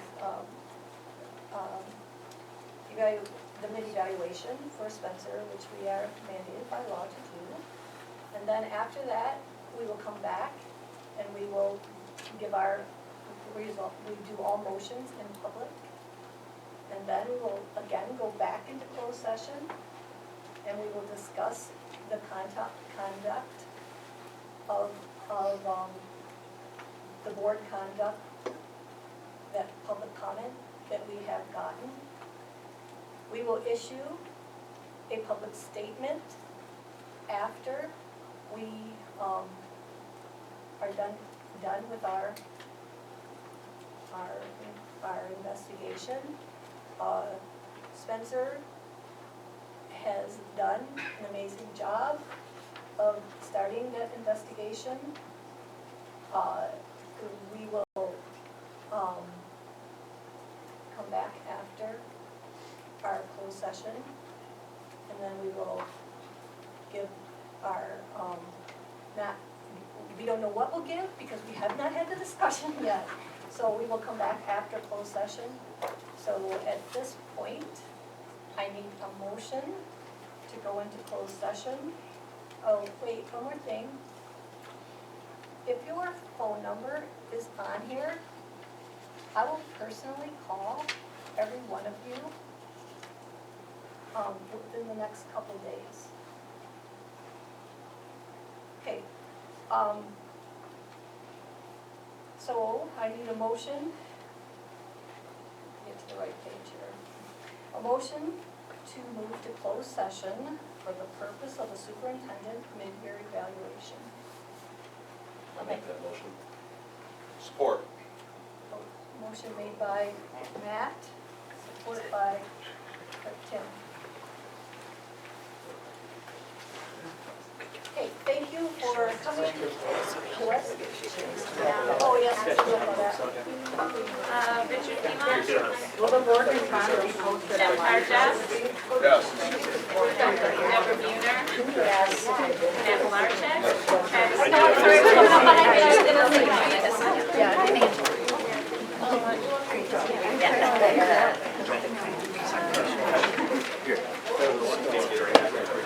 I was gonna say,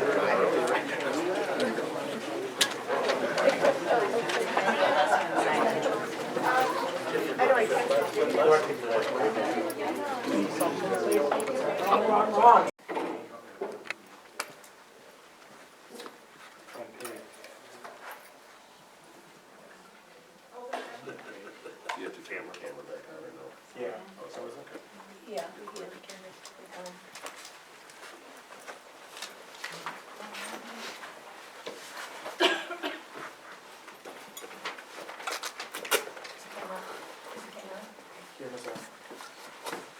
Okay, returning from closed session.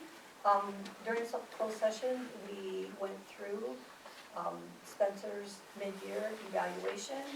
We decided on some specific goals out of our strategic plan that he should focus on. And he's doing a great job right now, and we just want to see that continued communication has been excellent. He has communicated every month at the board meeting. He communicates to us what's going on in the district as we're all in different committees and pulls all of our committee work together. Now, I need a motion to go into closed session. I'll make that motion. Motion made by Nat, Support. support for Tim. The motion to, we're going into closed session, it's late, closed session to, discuss the public comment. Thank you. Richard Cleveland, Yes. Tim Harjab, Yes. Deborah Buhner, Yes. Matt Malarchek. Yes. Travis Neville. Yes. Julie Lovila. Yes. Yep, we got it. For opening up as well.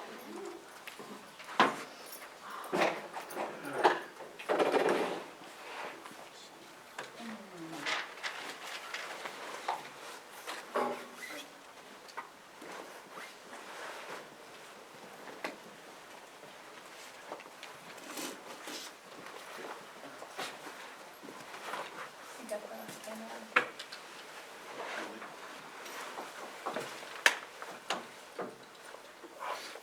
Recording, The what? that's supposed to be recorded. I'm not I recording. know, I'm just saying, Oh, that has to be recorded. and that, there's not supposed to be recording for the audience. Oh, no, you are not supposed to be. Sorry, I'll put my phone on. Oh, yes, no, you are not supposed to be recording as illegal recording. So, because we have a recording right there, you can watch that. Okay, after discussion, the board has decided that further facts are needed to determine the course of action. We need additional time to consult with our attorney. We will schedule a special board meeting in the near future to go over our findings. I will personally contact each person who participated in public comment. And, Motion to adjourn? no, we don't need a motion. I would like to adjourn the meeting. All in favor? Aye. Aye.